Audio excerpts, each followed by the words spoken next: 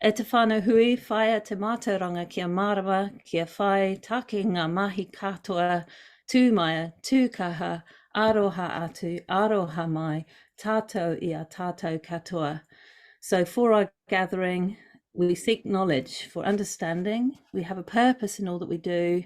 We stand tall, we are strong, and we show respect for one another. So kia ora.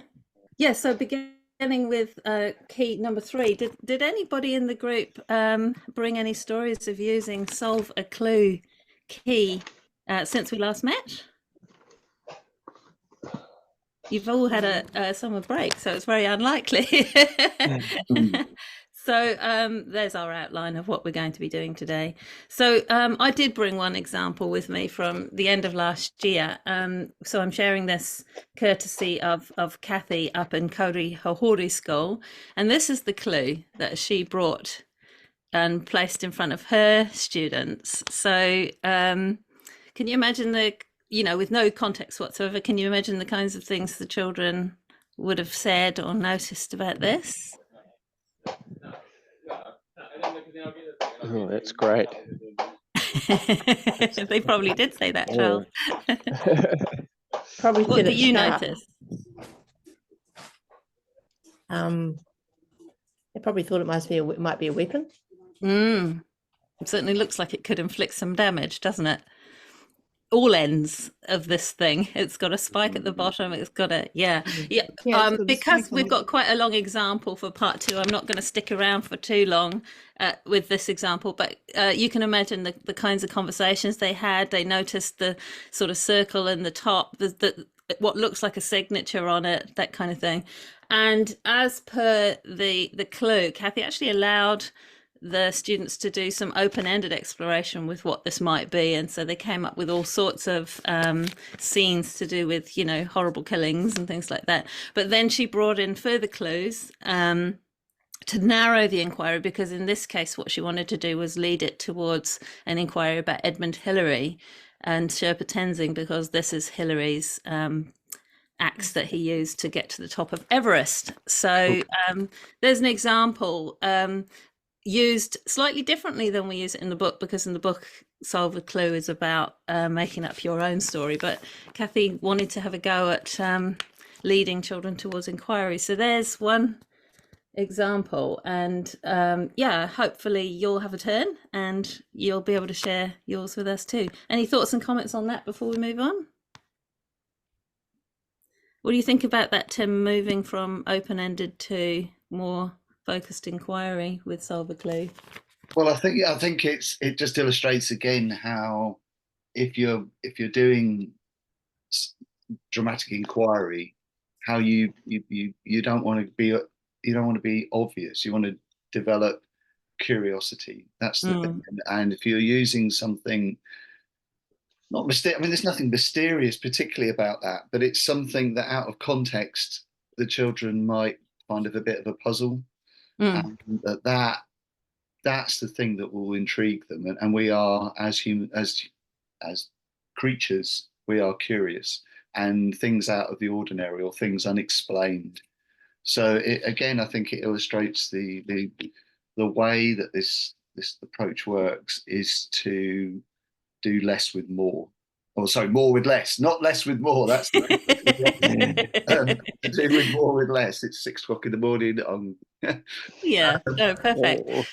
And the other thing about going in this way, which I found interesting when I was talking to Kathy, and she's not here to talk about it, but I got the impression that although it wasn't a mantle of the expert, the fact that they started with a close examination of a piece of equipment made the whole inquiry into Hillary and the expedition very focused on equipment and focused on the minutiae of the details of that. So it sort of becomes more than just a portal, it becomes a lens that you bring to the inquiry. So, having examined it really closely, there was a little flavour of Mantle of the Expert in that they were the kind of people who look closely at equipment. So that was quite interesting too. So yeah, take that and use it if it's useful to you people. All right, so I'm going to move on. Sorry. No, please, it's good to see it as a picture like that. That's great. Yeah, so Really, thanks really to good. Kathy. Yeah, it's also up on the teacher planning tab if you want to have a look at it. All right, so moving on. Oh, and the signature, by the way, is Edmund Hillary's signature if you look really closely, because it's from a museum, this one. Right, so we're going to move on to key number 4, which is called Step into History. And I know that one gets people's juices flowing in New Zealand because it's a thing we're doing a lot with children. It's a key that allows us to explore a moment in time, or more generally a period, a time period. And when Tim shares his at the other end of today or at the start of tomorrow, you'll see his key works with the context that's a sort of a general period rather than a particular moment in time, although there are moments involved. And ours today is more based on a particular moment, a particular encounter in the history of Aotearoa, and in particular in the history of Palmerston North, where I'm from, where I live, because I wanted very much with this book to model writing very local examples. You're welcome to use it if you want to teach about the history of Palmerston North. We should all teach about each other's places, but it might also be a model that you can adapt. So this one is written with absolutely no assumed prior knowledge. So you'll probably notice as we're working together, there's quite a lot of, as it were, front loading, but I think that's necessary in this example. And I want to acknowledge that this key, as with many others in the book, had some really careful input from our cultural mentor, Warren Warbrick. And because of that, I'm actually going to stick fairly closely to a script that Warren helped us produce to make sure that we're saying things right for this example. And Tim and I taught this example to some teachers and museum educators at Te Manawa Museum. So yeah, jump in, Tim, and with memories and thoughts about that. So I am going to follow the example in the book, but I am actually going to change the first 2 steps because, as is often the way, I feel like online, if we start with step 2 rather than step 1, it's probably going to work better than in standing there in the museum. So are you ready to come with me on an adventure and step into this moment in history? And I'm going to start with an image. I'm going to show you an image and just ask you what you notice and what you make of this.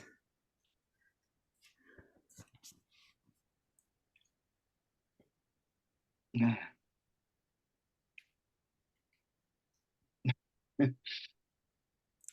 You're chuckling, Tim. Yeah, I'm just remembering it. It's just taken me straight back to where we were in the museum, and we went downstairs, didn't we? We all went downstairs and looked at the original, which was hanging on the wall in the museum, amongst a lot of other things. That's right. And artifacts. So yeah, it just made me laugh. Just how lovely it was, really.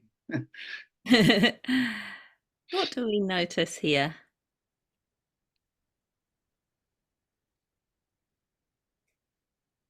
I'm noticing people standing with long poles, which looks like it's going into the water, as if I'm guessing. I'm noticing somebody sitting and not doing any of the work. Somebody sitting and not doing any of the work. Yeah. What looks like a nice, comfy, round cushion popping up his back. He reads a book. Yeah. All the work's done by other people. It's quite a contrast, isn't it, between the body that's reclining and the bodies that are straining and working and. Yes. I noticed that the gown is drawn with much more detail than the others, and he appears to be dressed quite differently. I'd never noticed that before, Sue, but you're quite right. There's a detail, as though the artist is trying to draw our eye, perhaps, to a particular part of this picture. Charles, what were you going to say?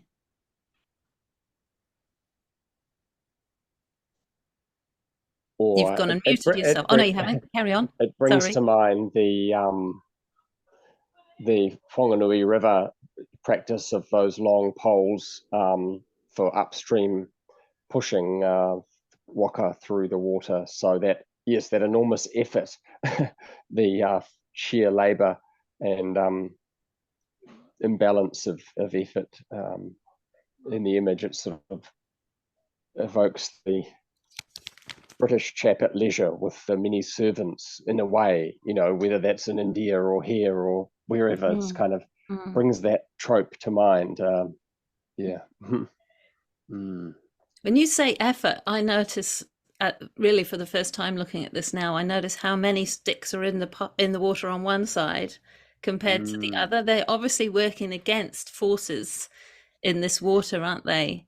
You wouldn't, if the water wasn't pushing them, they wouldn't need 1, 2, 3, 4, 5, 6 on one side and one on the other. So there's forces at work here, both natural and social. Yeah. And in the Whanganui River, you might know of those lower reaches, those banks that have holes in that stone that are there for slotting the poles in and haul it right. I didn't know that, Charles. No. Yeah. So I've seen that before, so it's sort of evoked that memory in my mind. That can help in a teaching context, but it depends where we're standing and who we're with. Well, yes, we could talk further about this, but at this stage of the inquiry, Charles, all responses are absolutely valid. You know, it's not the Whanganui River, but it's evoking that for you. So don't in any way censor that. Yeah. Sure. What about what these people are wearing? We've noticed a difference. What do you mean, Dave? Well, what do you notice about what these people are wearing? Someone's mentioned a difference between the chap reclining and the people standing, but what else can we see there? It's kind of not really clear. Like some of them look like they're almost to be wearing a shirt and trousers. Like the guy polling just ahead of the reclining guy's feet. And then the one polling at the end, it's like trying to look at it to work out whether he's wearing like pew, but probably not, because he looks like bulky there. So it's whereas they're kind of undefinable, really. So you don't quite know whether it's people have adopted colonist clothing or whether it's others. Yeah. And some seem to be hatted and some don't. Yeah. Or maybe we're seeing a ponytail there. I can see the ponytail. Yeah. Indistinct. Yeah. Okay, so we could keep wondering for quite a long time, couldn't we? And you would with a class of children, longer than we are now. But if we were to scan our brains, they'd be fizzing away and curious. And even doing this exercise again for probably the 4th time, I've noticed new things in this tiny sketch that I had never seen before. And we could use the 6 dimensions at this point to say, where might the light be coming from? Where's the dark? What would the sounds be at this moment? What in this scene is silent, and so forth, and build our relationship to the picture. But I'm going to move us forward. And I'm going to give you a little bit more information about the sketch. The sketch was made around during the 1840s, and it shows a waka travelling, in this case, Charles, up the Manawatu River, which, a little like the Whanganui River, is braided and has deep parts and fast parts and very shallow parts. And we don't know exactly who the man in this sketch, in this top hat, I mean, there's lots of men here, but we don't know who the man in the top hat is. But I think it's useful because it gives us a sense of the moment that we're going to step into. So we're about to hear some words written by someone who looked a lot like the chap in the top hat here and travelled in a similar way at a similar time. up the Manawatu River. So I'm going to invite you to keep looking at this image while I layer in some words. And we could imagine that these are the words written on the pages that he holds in his hand. So here they are. And just bear in mind, these are written in language we wouldn't use today. When Maoris are traveling, their custom is to fire a salute just before reaching a pa, to intimate their approach. Accordingly, about a mile below the pa Hahimate, we went on shore when the natives who were with me fired 3 rounds from their double-barreled guns. What did we learn there? What more information did we find out from those words? What did you hear? Plural for Maoris. Mm-hmm. Oh, hello. Good morning, evening. So that jumped out at you straight away, Miguel. Yeah. Yeah. You see that a lot on the gravestones here in New Plymouth. Aha. Yeah. What's that? You see what? Sorry, Miguel? On the gravestones in New Plymouth, when they on the Pakeha gravestones, when they talk about Maori, they talk about them in plural. The Maoris did this, the Maoris did that. So they always talks about them in plural, not realizing that Maori is plural. Okay. There's a lot in that S, isn't there? Yeah, a lot. So when Maoris are traveling, their custom is to fire a salute just before reaching a pa, to intimate their approach. Accordingly, about a mile below the pa Hahimate, we went on shore when the natives I had with me fired 3 rounds from their double-barreled guns. Can I just while we're sort of doing this, can we also, do you mind, Viv, if I just also talk about the strategy? Is that all right?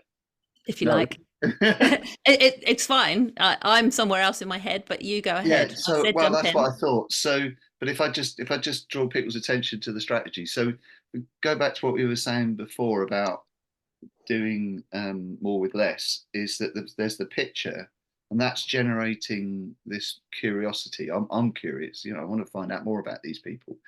But rather than tell us, well, Viv gives us a little bit of details, but then she's using a piece of text written from the time to then start building the context and giving us more information. So it's moving through these different stages strategically in order to develop the context, rather than it being a sort of just loaded at you, and it's kind of coming in through that things aren't quite explained. No, and it should be a sense of like, huh? What am I here? Right. It should be a little bit like that, and things starting to land. Yeah. Thanks, Tim. Yeah, it's just important, I think. Again, and they're using a different medium, so we picture. And in the book, it actually starts with the words, but I think today we needed a little bit before we got to the words. I had that sense that online we were going to need to do more than hear these words. Maybe what I'll do is I'll move us to the next image and we can see those words written. Here we are.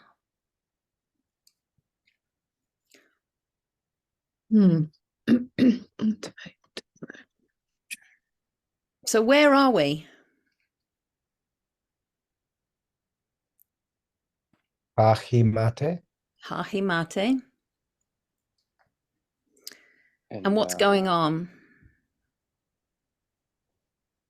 Approaching the pa. A group is approaching the pa. And interesting, they've obviously got their guns ready to announce their arrival. Right. And probably probably friendly, going to see their relations, or perhaps they show off their new pet Pākehā. I'm not sure. So we've got a slightly different sense. Yeah. So you're wondering whether we're approaching, because we're intimating our approach. So you're wondering whether we're going to visit relations or show off an interesting new visitor. You've noticed that people in this scenario have a habit of signaling with guns. So guns have obviously been in their world for a while. And then you'll see a small additional piece of information here. This is another sentence that I didn't read before. In a short time, a native came around the bank of the river to see who we were. As soon as he saw E Ahu, he threw down the tomahawk he had in his hand and rubbed noses with him. So this sorry, I find it hard to say. E Ahu is clearly some kind of guide or translator or someone who's brokering relationships, and he is traveling with our journal writer. So these words come from the journal of a 21-year-old.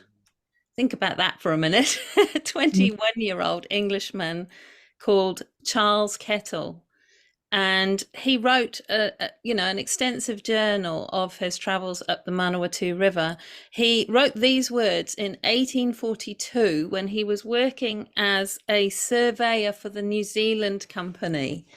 Now, people watching, are we familiar with this New Zealand Company? What do we know about what the New Zealand Company was about?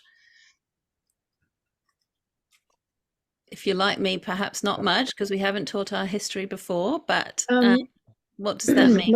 Wasn't it a vehicle for buying land and enacting settlement? Right. Private speculators, private company, in a for-profit basis, dreamed up by Edward Wakefield while he was imprisoned for eloping with a young woman. And there were some fraud charges too, I think. Yeah, not exactly the most savory business, but how set up by aristocrats and business leaders from Britain who wanted to colonize Aotearoa New Zealand and set up English-style settlements across the Motu. And Kettle was traveling in the Manawatu with a group of people who were working for him, tangata whenua, indigenous Māori, working for him to try to use their expertise to explore how the river system worked. So he wasn't the first Englishman or European to visit the centre, but he was one of the first. And he wrote a journal, as I say, recording his impressions of the journey. And these words are exactly his. And it's an extensive journal. And it gives us his perspective on what he saw and experienced along the way. So notice he mentions this companion E Ahu, who we assume was his guide. So there's our context, there's our moment that we're going to step into. What do you suppose might happen next?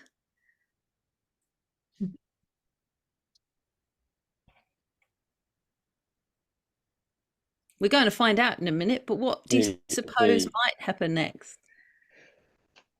Well, it seems like the approach is friendly, a moment of welcome, probably a lot of curiosity with the person that they're transporting, perhaps, if he hasn't been there before. Curiosity on both sides. Both sides. It must be so hard for us to imagine encountering someone from a entirely different culture like this. They would have to navigate introductions. They'd have to navigate introductions. So E Ahu's probably going to have a role in that, right? Yeah. It's interesting that the arrival was with guns, so they've already made a transference to the British form. You know, it's not just the pōwhiri, the haka. It's now guns is part of the welcoming or the safety or the, one fired once, one fired three times. So, they've already got their new way to do things since the Pākehā have arrived. So this is a culture in transition already. Yeah. So curiosity, welcome, navigating curiosity, and an urge to learn from each other, and a dependency on each other. But there's something else as well, isn't there? The way that this company operates, and that he's the agent of this company, is that right? And he's a surveyor for them, yes. Right. So whether that's been explained to the people that he's going to meet, or whether he's holding something back, or whether he's entirely truthful in what he says, entirely sincere, is kind of there implicated, maybe, or implied. Yeah, good point. Has he come, do the people that are taking him down the river to meet the people, their families and friends, do they know exactly what his motives are? He writes this diary. Who does he share these thoughts with? Right. Yeah. What is spoken and what is kept inside, and what is known, and there's so much, isn't there, in the air at this moment. And how does he feel about it? And how does he? 21-year-old is so young, right, to my mind. Maybe everybody's so young now, but to me that's a very young man to be in this situation. And has he come from England? Has he been in the country, in New Zealand long? He must have been here a while, because we're a fair way inland. But it's such a culture shock, even now. Absolutely. Traveling, how long it took him to get there, months and months on a boat, and then now you're going down a river into, well, I'm not saying it's unexplored, but for him, entirely different cultures and people and customs, and must have been extraordinary. Well, should we have a little look at a couple more extracts from his diary and see how he recorded what happened next? What I'll do, so here's this is who he is, Charles Henry Kettle. He went on to have a big part in the establishment of Dunedin. But at this point, he's in the Manawatu, and he's writing this diary. So what I'm going to do is, on the next screen, there are a number of fragments. So we could just pick one maybe to look at in depth, and then share back what we're looking at. So who would look at the top left? Just someone pick that, Rach. Who will look at the one underneath that, directly underneath that? Great. And the bottom on the left? Yeah. And the top on the right? Is someone waving? I can't actually see everybody. Have we got someone to take that one? Yes, I will, Charles. And the bottom on the right, if someone could. Yeah. Okay. Thank you. Okay, so just have a little read of that and think about where we are, what's involved, what's happening, and any new information about places or people we might get from your extract.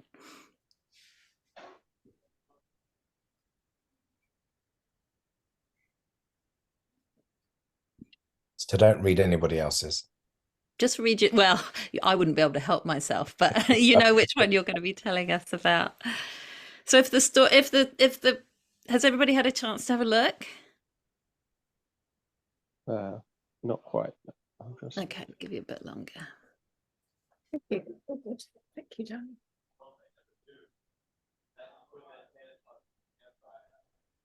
There's something about seeing the language, isn't there, in his own words, that takes us back there. I enjoy that part. So what have we got at the top there? Some of my first impressions about his diary there is he's very precise. So he's precise about time. He's precise about geographical location. So he's obviously got some good prior knowledge about the river, a little bit about where it is. He is also quite precise about the tribal area. So he's kind of got some knowledge there in conversation. So he's not like completely new as far as that. But the interesting phrase was, it's a miserable place. Right. And it's like, what's he inferring? Is the weather horrible? Which it could be. Second one, I mean, that old-fashioned spelling of PAH, P-A-H, and then when they enter, the mat was placed in front of the chief's house for them to sit on. So that's kind of an interest. That would be interesting. Yes, that dissing of Palmerston North started early, didn't it? Yeah. And so we were curious about the welcome. So But I think that, sorry, just to jump in again, but that word miserable jumped out at me as well, isn't it? It's, as you say, it's not, it's very judgmental, but it's not. It does. You don't know what is miserable. Sorry, Rachel. No, I agree with you, Tim. It's like, it was a wet place, or it was, it was stormy or raining, would be far more kind of clear. The fact this is miserable, there's a lot of subtext in that word. Isn't it? Yeah. Yeah. It's a very emotive word when in other ways he's so precise, as you say. Yeah. It's quite a loaded word. He could have said all kinds of things, couldn't he? That he chose to say miserable. Right. And what else do we see? What about the next one down? It's interesting that he calls them the natives again. And I don't know what we could read into that. I don't know if I can't really tell whether it's a negative thing, or he's just talking about the people that are indigenous to the country. And it's just simply that they informed him that the person he was coming to see, who must be Kurupo, was in the house. So he went to the house, and he was told that, and Kurupo told him that he was leaving to Watanui and he would return in a few days. There's not much to pull from that, other than that his visit isn't the most important thing that he has to do. Right. Yeah, right. Yeah. So that's quite big, actually, isn't it, Miguel? So here's the clearly some kind of rangatira, some kind of chiefly person or someone of authority, and he says, "Oh, actually, I'm just popping out." And it also, I suppose, it shows us that this is a people who do travel around a lot. They do visits. That they're in touch with tribal relations and hapu up and down the river, remembering that was their way of traveling primarily. Travel means river, right? I do think that feels to me like, I've read it a few times and listened to what you said there, Miguel. It does feel to me a very important move on behalf of is it, how do you say Kurupo. That he's sort of, it's like it's such a power move, isn't it? So this person has arrived on this boat, and he's come to visit, and then he said to them, "I've just got to go. I've got an important visit. I'll be back in a few days. You sit around and wait, and I'll be back. When I'm good and ready." Isn't it? Really, it definitely feels like a power move. That. I don't know. Maybe it really wasn't, and in the sense that he just thought, "Oh, it's some guy. He's a surveyor. He's come. I'll speak to him in a few days." Maybe he wasn't trying to put him down or make him feel any less. He was just like, "Oh yes, I've got an important meeting to go to. I'll see you in a few days." It wasn't like it's all about context. I'm bigger than you. Just like What we do know is that power is in there. Power and positioning are in there, and it's all going to depend on how that's said, when that's said, how that's said. And this is the fascination of historical documents, right? Yeah. So what have we got down at the bottom there? E'ahu and Kurupo met on much friendlier terms. So I've got a yelling cat at the door. Yeah, I was quite interested in this one because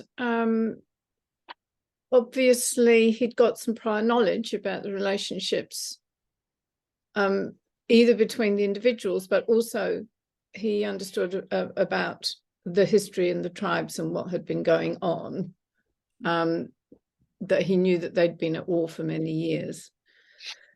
So presuming that he knows Ehahu better than Kurupō. Presumably he got that information from him. Yeah, I thought watching, isn't he? He's watching. Yeah, he's watching. I was just about to say, I quite like, I don't know, but I noticed that he is observing carefully. He's noticing things. Yeah. Yeah. And top right, I put a little explanation of who the he was in that sentence. He's talking about Kurupō. Sorry, can we just say also on that bottom one, he is surprised because in England an enemy's an enemy. You don't talk to your enemy, right? You're at war. You don't speak to them. All right, mate, how are you? Oh, we're going back to war in a minute. Yeah, so it's completely out of character for what he's used to seeing. So that must have been great point. Great point. He's bringing his kind of cultural associations from one place to another. Yeah. Sorry. And top right? Charles, your mic's muted. You're muted at the moment. Okay. Yes, and I thought it interesting. Kurupō says he'd like sort of come over and see this territory and the country, and he appears very desirous of having white men settled there. So that would have certainly been what Charles Kettle would have liked to have hoped, because I think he knew that the company was trying to buy land and beat the crown to it, and or make good on its promises that it had already made in London, and they sort of probably desperate to try and actually buy land because ships were on the way over. That's the kind of pickle the New Zealand company got themselves into. But sort of already got that sense of, yes, the chief is interested, quite keen to have white men come and visit, settle. There's a conversation going on. There's a potential. I think it helps us start to address the question Tim raised of how much he's revealing his hand. I mean, we don't know. It could be he's not revealing his hand at all, and he's only writing in his journal what he notices, or it could be that he's really entering into negotiation here. I can tell you that it's important, I think, for us to realize that the way the country was settled was different in different regions and very much depended on the relationship. So there was never this is certainly, it depends who you ask, but when we talk to Warren, he stresses that this was this part of the country was land sales. It was welcoming people with open arms, and still to this day Palmerston North has that kind of feel about it. It's the place that most refugees come, and it's a very big feature of our part of the country that the Crown and iwi have always had close relations. So that's a kind of a different flavour than perhaps we see in other areas of the country, and maybe goes right back to these moments. And on the bottom right, what do we see? So we're up to the kai aspect, and we've got the flour, and the flour is a treat, and a meal is made. Potatoes, kumara or kumaris, karakas. So I'm assuming they're eating the karaka berries. I'm not so sure about that, because I believe so. I believe they were a big, significant food source in this area, but you have to be very careful about how you cook them. Yeah, because they are poisonous, or if at the wrong time of year or something. And porridge. Yeah. So what's implied by the flavour, excuse the pun, of that little extract? Is there power at work even here? Yeah, there's some sort of granting of favour. I do notice a mix of foods. So, tangata whenua are obviously already familiar with potatoes and oats. I don't know what the porridge was made of, but yeah, potentially it could. So yeah, we've already got a kind of ethnic fusion in the meal here, haven't we? Has Charles switched location? Is he in a different place? Because wasn't he was with again, I'm gonna make a terrible joke. Kurupu. He was with Kurupu, and now he's with his enemy, Eahu. So Eahu has travelled with Kettle and gone on to this pa, and so they're right now all eating together. And so Eahu is he's given it to Eahu almost as a koha, as a gift, and said, you know, would you like to share this with our hosts? I believe that. I think there's a lot here that I don't understand in terms of the different people and and their history, their past history. This thing about a long war, and then when they were approaching, they were firing guns as a signal. There's a lot there. I feel a little bit like Charles. Charles Kettle, not Charles Dawson. I'm very confused by all the. But I think that's again coming back to the strategic use of you just these bits of text that cut up like this. It's asking more questions than it's answering. It's not telling us, it's not laying it all out and saying this is what happened. We're just getting bits of it. Like I'm imagining these bits of Charles's diary. They absolutely are. But you know, I'm imagining that his diary's been destroyed, and these are bits of paper that have been found on the ground. Do you know what I mean? Like the way occasionally books get ripped up or damaged. It does have that flavour.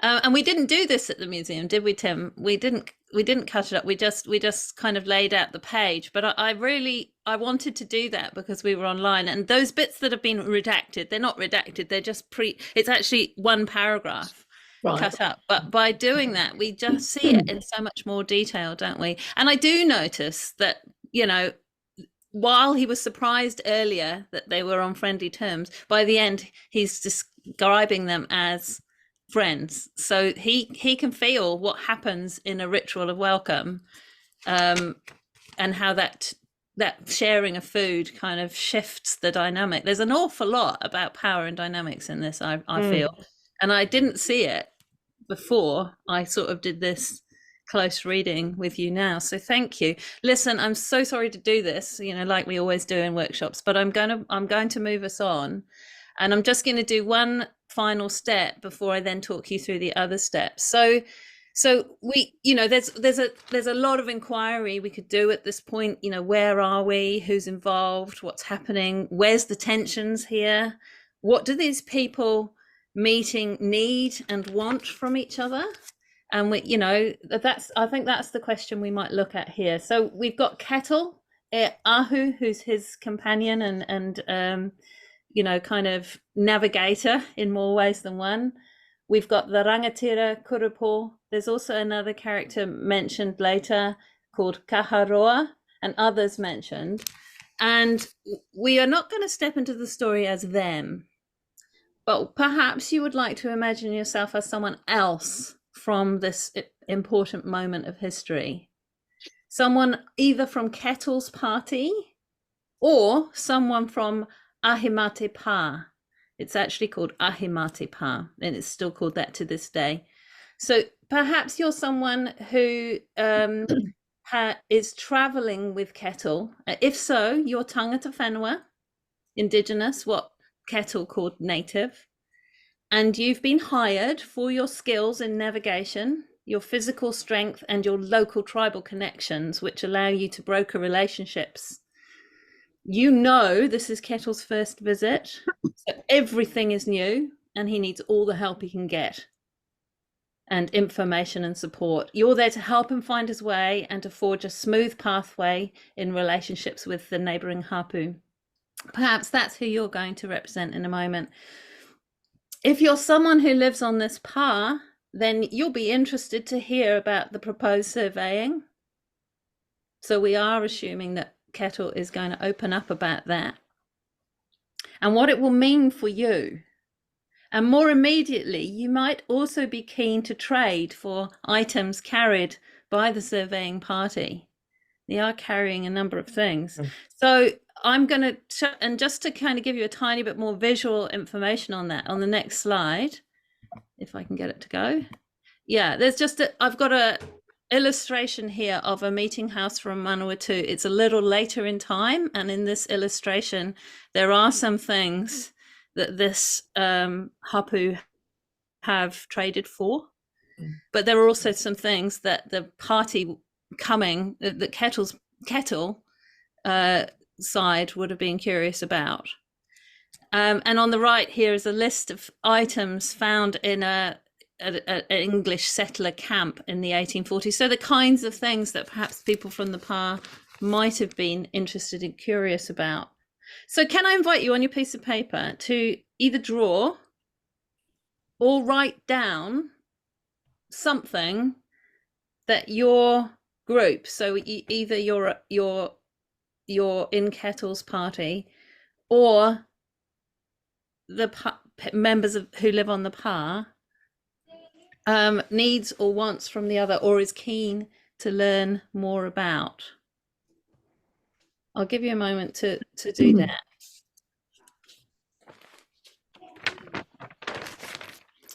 And while you're drawing or writing, Tim, would you like to talk about this strategy, about the small pieces of paper and what that does? Yeah, so this key is called Step into History. And the idea of it is that as in the, you know, if you look at the way that Viv has guided us into this context, starting from a position of assumption that the children or the students wouldn't know anything at all, and then through the use of the picture and the text and her own the information that she's been relaying herself, we've now got a clear idea of what's happening, where you know, who are the characters, where's the location, what's the event, which time in history is this happening, and a sense of the tension of different cultures coming together, different people, different motivations, all those things. So all that's there is all happening, but this step is preparing us to step into that, to represent people inside that that context, and that's what this strategy is that this is the defining aspect of this strategy. So what we're currently doing is thinking about the motivations of the people that we're about to represent. So we're thinking about what's my motivation for being there. Am I here to trade? Am I hoping that I'm going to take something back with me, or I'm going to get something useful for my family and my people? Or is it information? Am I curious about this man Charles, and you know, am I suspicious of him? Do I trust him? Am I looking at the rewards and the opportunities that this new relationship or new alliance might bring? Or am I someone who might want to hold back because of past experiences or things that I've heard from, you know, other meetings around the country? So all of these things are things that you wouldn't necessarily think about until you're asked to think about yourself holding a point of view within the context. So in regards to the way that history's taught, that's really quite a different way than if you were doing it as a straight up inquiry or traditional kind of history lesson, because you're never really asked to take on the point of view of somebody within the context. And thank you, Tim. And a couple of things to add to that. By inviting participants, children in the classroom or yourselves, to draw or write something, you're really taking a moment to commit to an idea. We could have a discussion, but I hope that you felt that kind of, oh, what am I going to do moment. But by making a mark or by writing a work, you kind of commit, you invest something in the world, and then as you draw it or as you write more, you can feel that kind of feeling more of a commitment, more of an investment. So it's a really important step, the small piece of paper and the writing. Imagine if I'd simply asked you to stand up and take the position of somebody, you know, take the body position of somebody in that moment. It's too big a step. You need the small committed thing, and the object or the idea or the thing that you're wanting from, or not want, I don't mean wanting in an acquisitive way, but your kind of investment in the moment, you're putting that down first, and it's a good intermediary step. The second thing I'd say is with history, and I think particularly for Pākehā teaching New Zealand history, notice how we're not being invited to be the main players in this. It's it's that little step as one that I've really taken advice from Warren on. So the wording I think I used was, you know, we know we have these people, and I named them all. We're not going to step in as them. We're going to step in as others who are around them, and that's a frame distance safety thing. It feels important to not assume we can walk in the shoes of someone. And from certainly the feel I got from Warren was that it's not. It doesn't feel quite right to embody and speak and put words in the mouth of a rangatira, whereas it doesn't feel quite the same if we're talking about one step back from that. So that's something to bear in mind, rather than being the main sort of named and known and real people. We're still representing people, but we've got a little bit of frame distance that feels a bit culturally safer. So sorry, that was quite a lot of spiel while you were talking, but what kinds of things did we end up drawing or writing about? And don't worry if you're not sure whether it's right, because we have, you know, it's historically accurate, that kind of thing, because this is a point at which the teacher can help you with that, isn't it? So there's no such thing as a wrong thing. There's just what you felt or you wanted to produce in response to that prompt. So let's just share a couple of them, because it's actually our finishing time. But if it's okay with you, we're going to keep recording, because we want to record the whole key. But if you have to go, I do understand. Are there a couple of people who want to share what they what did you do, Rachel? You're muted at the moment. You hear me? Yeah. I'm one of the older women, and I actually haven't really met many people from the outside. I have some knowledge, but I am aware that they have some cooking utensils that would be very useful. And if I could, and if there's some trade, I'd like one of those spoon things, because I haven't really used that, and I could see that could be good. Did you draw that for us? No, I wrote it down. Oh, yeah.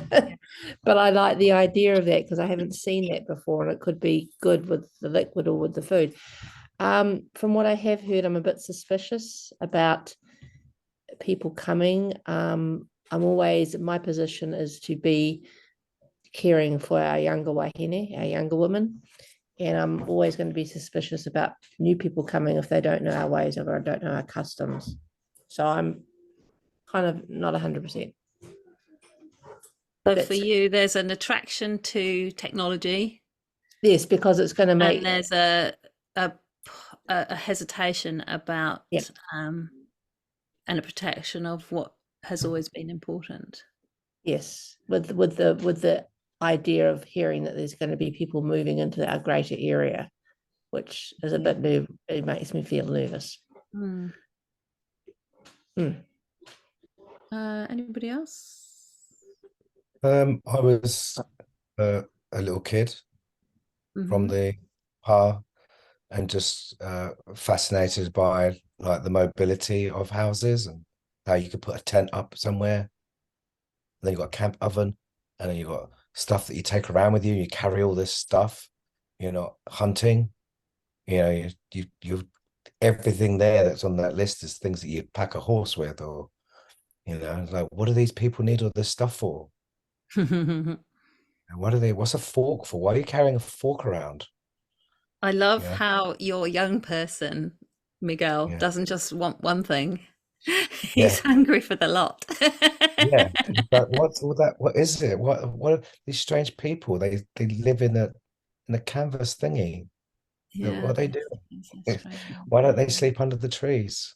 It Mm. must have been fascinating for a kid. It must be fascinating for adults, but for them to see that, you know, we look at tents and think, wow, it's just a tent. But imagine what they thought. Mm. Charles, did you have something? I was thinking perhaps I was a young man who was moving up in the world as a potential leader, maybe a warrior, and I was like, can this guy get me some guns? I wonder if there's any tomahawks, or also so if he's bringing some white people to settle, well, so you know, will they be new helpers for me? You know, perhaps there'll be some servants, or you know, how will they do my bidding?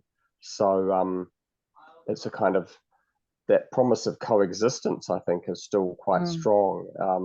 I don't think there's any sense of, it made me think, well, there wouldn't be any sense of disruption necessarily, of the person's sense of belonging or security in their world, of their own sort of tangata whenua identity. Oh, that's an assumption, but it just brings in all those questions of, okay, so what will this relationship look like, and how can it be mutually beneficial? The one thing we do know is they couldn't see a future. They couldn't see this moment from the perspective that we now see it. These people, but so you say you're making assumption, but there's also evidence these people are accustomed to meeting, you know, having rituals of meeting, as you say, solving things on the you know, front of the marae. So in that context, mutuality is something that they might have assumed, I think. Yeah, fascinating, isn't it? Just pause for a moment, Vin, very, very quickly, just to draw attention to this conversation that we've had over the last three minutes or so, 4 or 5 minutes. This perfectly encaptures the shift that this step makes from us talking about the history and about the artifacts and the extracts from the diary and those other things, to actually imagining ourselves, not as ourselves, but as these people. We start to imagine their motivations and the way they see the world and how they would perhaps encounter this moment. And that's the shift. That's why it's called Step into History, because that's the difference between talking about it to imagine being in it. And each of these offers that the participants make is to be complexified and you know, corrected if there's historical inaccuracy, but one can always reach for the gold. You know, if someone drew a cell phone, we can say, so you're saying your person is really keen on the means of communication that are brought in, and we can just say, well, so that would look like this, or because we haven't made an error with history. We're still outside of the story in a sense with what's on the pieces of paper, and children quickly learn that. They don't feel too intimidated by making these marks and making these offers. So thank you for doing that step for us. And I hope you can feel, although we're not going to do it because we're online and lack of time, I hope you can feel that the physical stepping in to a moment becomes a lot more possible from here, because we're invested. We have a sense of what bits of those people in the past we as contemporaries can, or even people from other cultures, can relate to. You know, certain things are historically and culturally bound in that time and we cannot know, but other things, the common humanity of wondering about our people, wondering if we're safe, being curious about others, those we can connect to. And we've tried to create a key that connects us to those shared humanity aspects without stomping all over the things that are unique and special and will always be unknown. So I'm just going to talk us through the final step and the actual stepping into the moment. So what one does as a teacher is set a very clear scene. So you'll remember from the book the context, the hexagon with the 6 things you need. I think of it as like the keyhole that you have to have the keyhole before you can use the key. So we need to know exactly what moment we're stepping into. And in fact, what we do in the key in the book is we make it the next morning. So it's the next morning because Kettle spends the night on the pa and as a guest, and then the next morning he is going to leave, and he wants the use of a second waka. So he wishes to borrow a waka, a canoe, to take up the river, and he starts bargaining with the people of the pa for the use of this waka, and so that becomes quite a clear context for us to step into. We know this moment happened. We don't know exactly how it happened, so let's imagine what that might have been like, and let's imagine that someone was there, as with our initial sketch, someone was there sketching that scene, making a pen and ink sketch of that scene. What might they have captured? And we place a couple of chairs to represent Kettle and the rangatira, and maybe Ahu as well. And we agree where those might be on the foreshore. So we know who we are, we know where we are. Well, sorry, we know where we are, we know who's there, we know what's going on, and we can sort of, stepping into that moment, we can kind of think about what the tensions might be, what the events might be, what else is in the picture. Where would these people be standing? What else would be around them? How could we represent that? And how would the artist who's creating this sketch communicate the iwi responses to Kettle's request? Even though they'd have to Ahu to translate for them, body language and gestures at this moment would be really important, wouldn't they? And so it goes. So we can't do that together, but I can show you a photo of some people doing that. These are teachers and museum staff and educators at the museum. And you can see we evoked the waka in Tim's favourite way, with small pieces of string. You can see the small pieces of paper with the objects that they drew, that they wanted to that symbolise what people were hoping to gain from each other. We've got Rachel there on the bottom left, who happened to be in Palmerston North at the time, and this is that moment. It gives you an opportunity to explore that moment, explore some of the dynamics, explore the tensions as well that are innate in that moment, without putting words into people's mouths or claiming knowledge that we can't have. And so we create that image, and then we just say, okay, I'm going to I wonder what they were thinking to themselves at this moment, and I'm going to wander through this as if I was a kind of spirit at that moment, wander through this image, and perhaps as I pass by you, we could hear some thoughts or some impressions of this moment. And it's very hard to describe, but it was a very powerful moment, wasn't it, Tim, in the museum? Yeah. And that photograph beautifully illustrates the importance of using the convention. So the convention that we're using here is a still image, but created by somebody. So an artist has created this image, so that the people in the photograph we're looking at, they're mindful of that. They're doing that deliberately. So the positions that they've taken, you can see some people are at the forefront, standing up and clearly representing powerful people, while in the background you can see other people who have taken a position where they're down lower and away from the action. So all of these choices and decisions that they're made are communicating their attitude and their position, their power position within the community. And without the use of the convention, it would be a talking shop. It would be people talking. Whereas when you step into the convention, the images like this don't move and they don't talk. So people are required to communicate in different ways. So it sets a whole new set of challenges. Yeah. So we bring the drama to an end by a little piece of prepared narration, which I'm going to read to you now. So Kettle wrote in his journal that it was not a simple matter to obtain a second waka. I invite you to go and have a look at Kettle's journal and see how that went. The expression "giving your shirt for something" is not out of place at this point. And while we can't know for sure, we have heard here perhaps some of the reasons why that may have been not a straightforward transaction for him. However, after some bargaining, the goal was achieved, and Kettle and his party, accompanied by Kurupu and Kaharoa, travelled up the river to Te Apiti, Manawatu Gorge.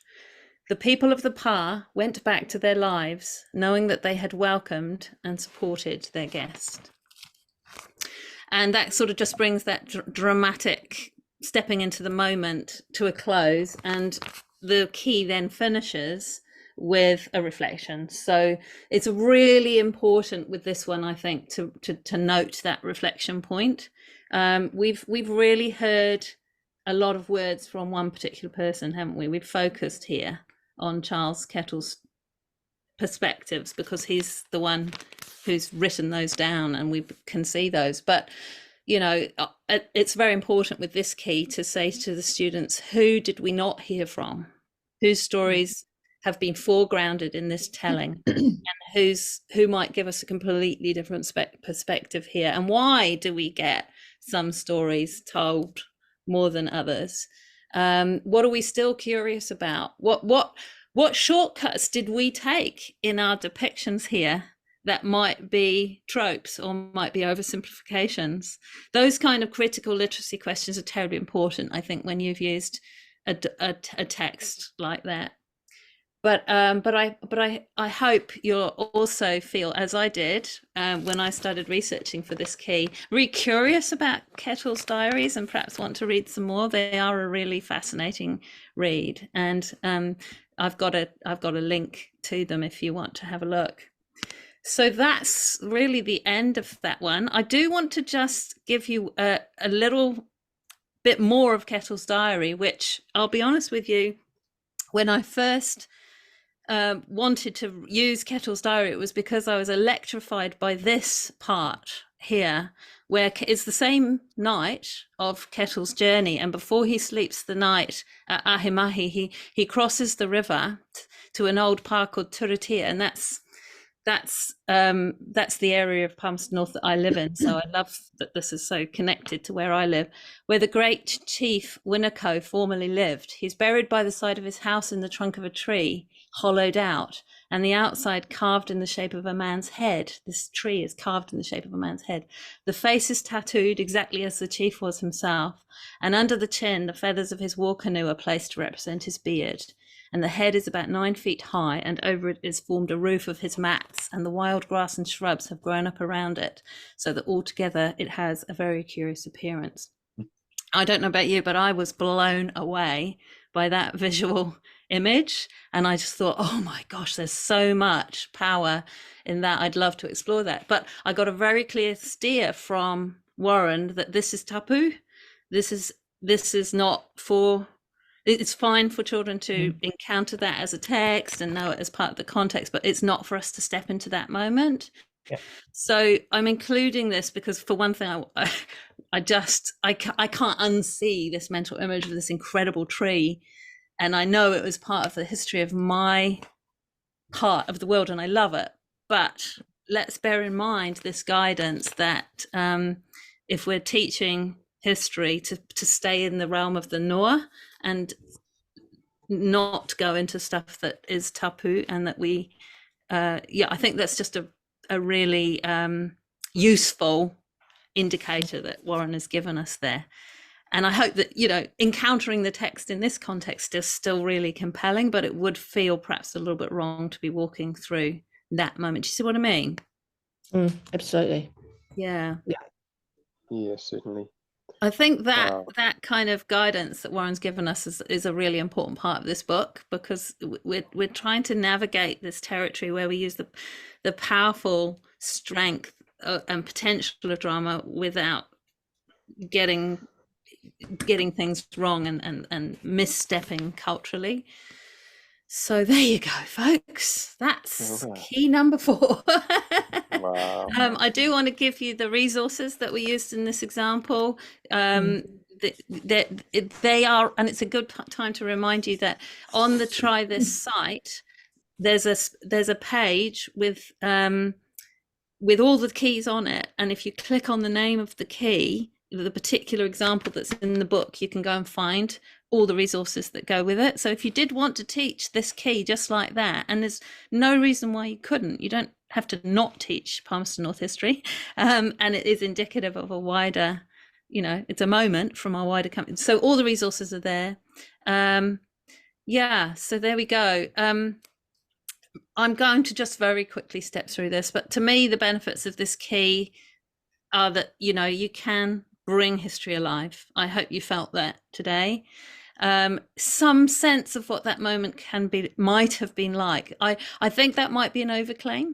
I think we can't really know what moments were like, but we can have some sense of what parts of our experience resonate with what it was like, what it might have been like for us to be there is perhaps all we can ever do.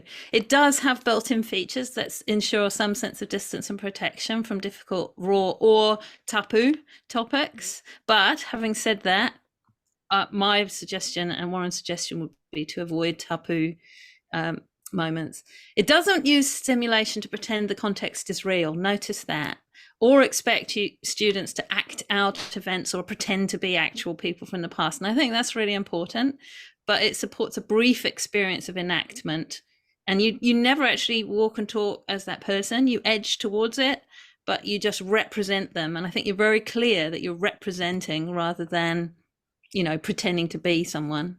And it can be used at any point during a history study to enhance understanding and provide context. I'm hoping you're genuinely curious about and interested in this point in history. I certainly have become so after writing the key. Limitations. Sorry, back to that.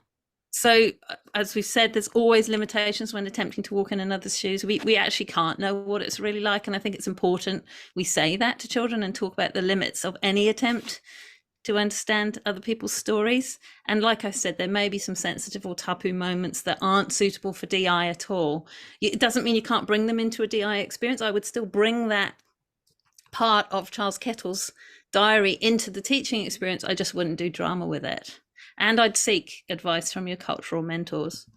And really important with this key to reflect critically, because we're going to oversimplify history. We're going to, particularly if you use a text like I did here, you're going to, foreground the telling of history that's in that text. So it's really important to do that. And I apologize that we didn't do that together, but I hope we at least gave a sense of the importance of doing that. So yeah, so there we go. And there are, as with all the keys, strong links to literacy through the writing that we do. I hope you can see that the writing that could come out of that. We've encountered quite complex text critically, and we deconstructed it. I always feel like this slide, we don't need to spend too much on, because it's kind of self-evident, right? Very clearly cross-curricular links there and all the key competencies at work. So just before we close, thoughts from the floor. Thank you all for participating in that. I really enjoyed sharing that one with you. What kind of final comments would you like to make? Authenticity. Say again?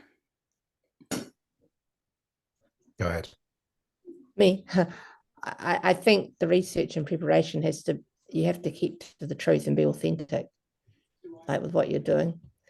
It's curious to me, I was listening to this and I thought, if I'm working on this with 5 or 6 year olds, you need to take a moment of history that it's not like the child coal miners, but something that is kind of within a realm of known, which could be more down to a concrete thing, like in your local area, if a school or a marae or a church or whatever was constructed or built, something that they building a church. What a great idea. Yeah. Or building. That's what they were doing. Or building. And I'm thinking about I have to find out the local histories of Waikanae now, so it'll be cool for this. Yeah. Yeah, it's very interesting that thing that's just happened with the start of the New Zealand Histories curriculum, that when you move areas as a teacher, you've now got new curriculum to learn, right? It's on one level it's fantastic, on another it's kind of intimidating. Yeah, well, last year at St Teresa's, they spent a lot of time really being authentic to the local histories of the that area. Yeah. So it made me really realize to sort of do that for this year. Yeah. Thanks, Rachel. That's right. You're welcome. Yeah, I heard Miguel talk about Waitangi Day. Miguel. Yeah, I was just thinking that every year I do. I love doing a class poem for the Waitangi Day.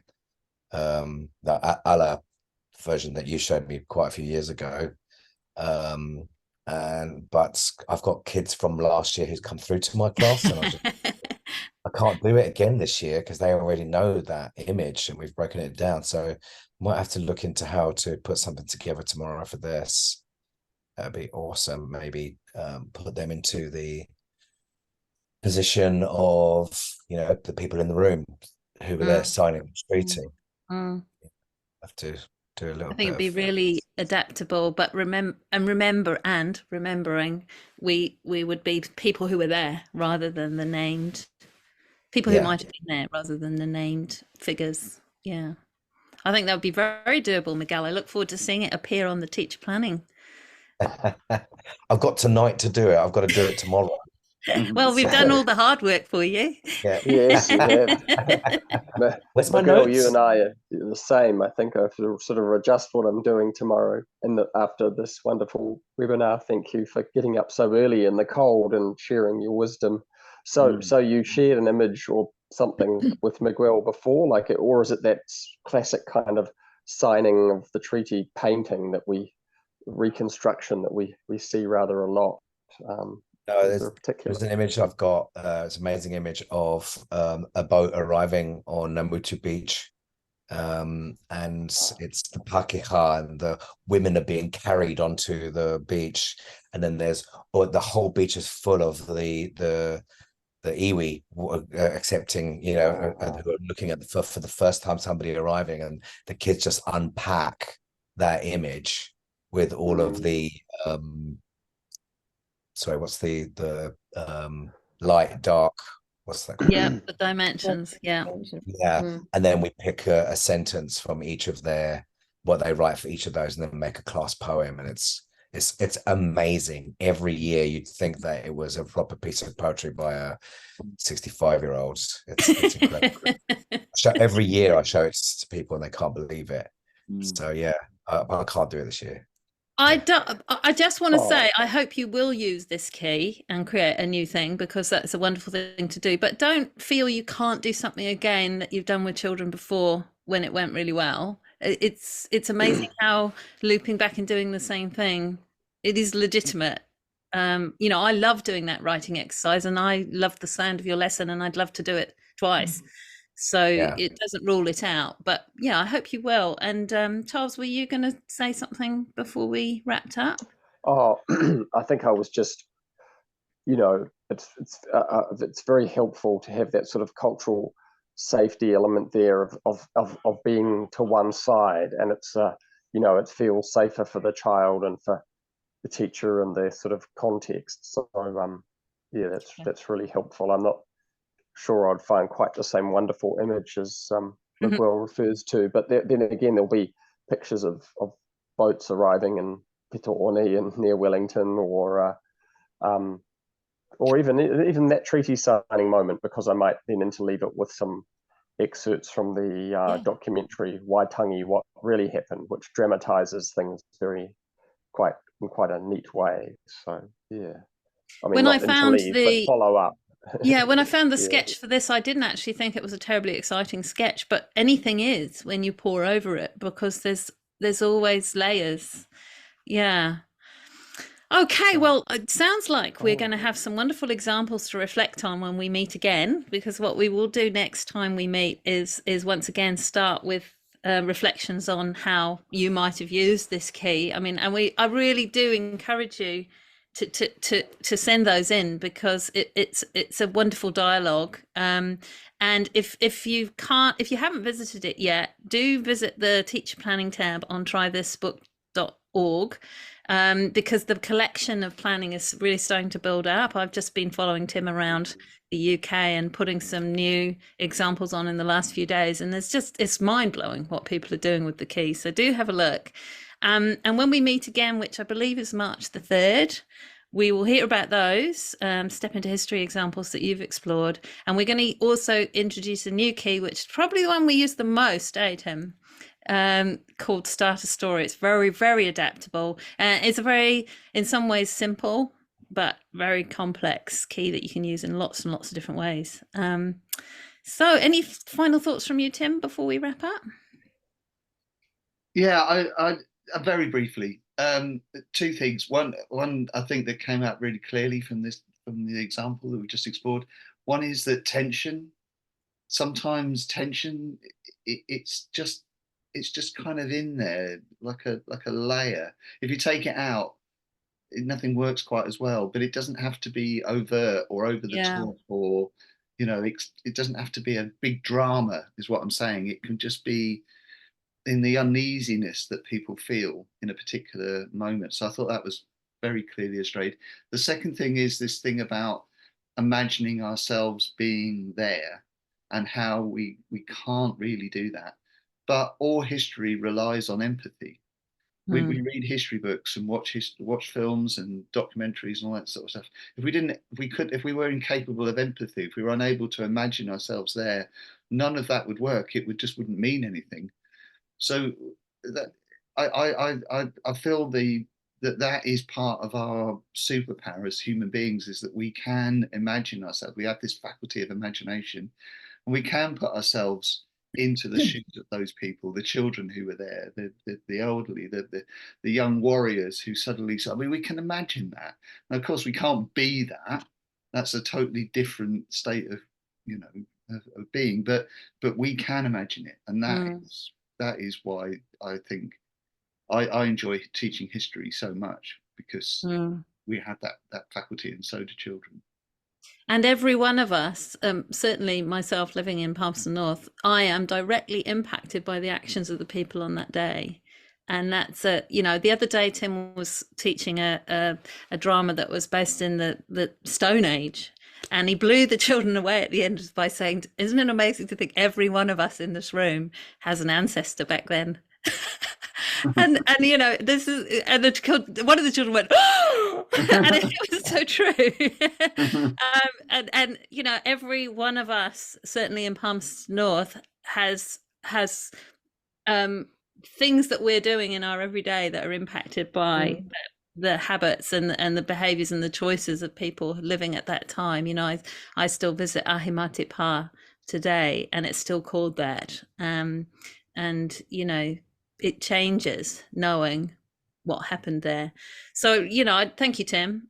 Yeah, we do need that empathy and that sense of connection through time with fellow humans, so that we can learn from them and respect them, and and watch our future choices and behaviors as a result. So kia ora, everyone. I really enjoyed sharing that with you. Thank you for sitting on for an extra half an hour. But I think this has made a really wonderful webinar for people who are watching later. Thank you, Tim. And once again, acknowledgements and thanks to Warren, who really helped enclose that in a culturally safe way. So I'm going to close with karakia, and we'll see you next time. Kua mutu a mātou mahi, mō tane wā, manakatia mai mātou katoa, o mātou hua, o mātou whānau, aio ki te aiorangi, which means our work is finished for this moment. Bless us all, our colleagues, our families, and peace to the universe. That would be good.